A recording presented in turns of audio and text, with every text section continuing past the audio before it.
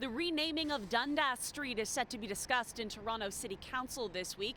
Councillor Stephen Holyday is bringing forward an administrative inquiry tomorrow, asking several questions that he says reflect the concerns of his constituents.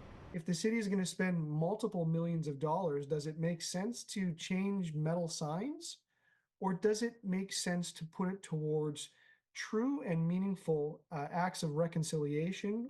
The city estimates a cost of $8.6 million to change the name of the 23-kilometer street and other city assets carrying the Dundas name. We asked City Councillor and Chair of the Confronting Anti-Black Racism Advisory Committee, Chris Moyes, about that price tag in the face of Toronto's $1.5 billion deficit.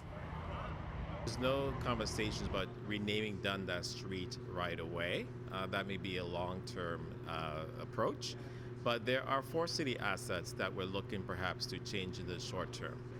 There's been money set aside from my ward through Section 37 funds to actually cover the cost of the renaming of Dundas Square.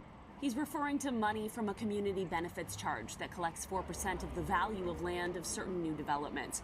Now, Councillor Holyday's inquiry also questions the historical accuracy of the accusations against Henry Dundas. The city says staff consulted with more than 20 academic experts and found Dundas's actions and those of the British government he served contributed to the perpetuation of the transatlantic slave trade. But Holyday cites newly unearthed archival evidence he says shows Dundas was genuinely seeking to end the slave trade. Seems to boil down to one singular act that he did, a change that he made in the legislature. However, there's more to Henry Dundas's life, and many academics have stepped forward to say that people's opinions are wrong, that in fact they think that he was somebody that supported the abolition of slavery quite vigorously. Councillor Moyes has a different understanding of the history and says the wrong must be corrected.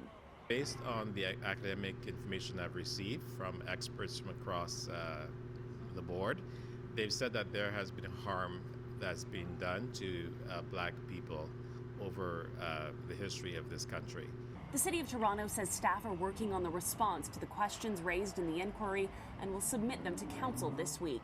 The Community Advisory Committee for renaming Dundas met tonight to choose one of the 4 names they shortlisted for renaming some of the city assets along the street, including Young Dundas Square and Dundas Station. On Dundas Street West, Michelle Mackey, City News.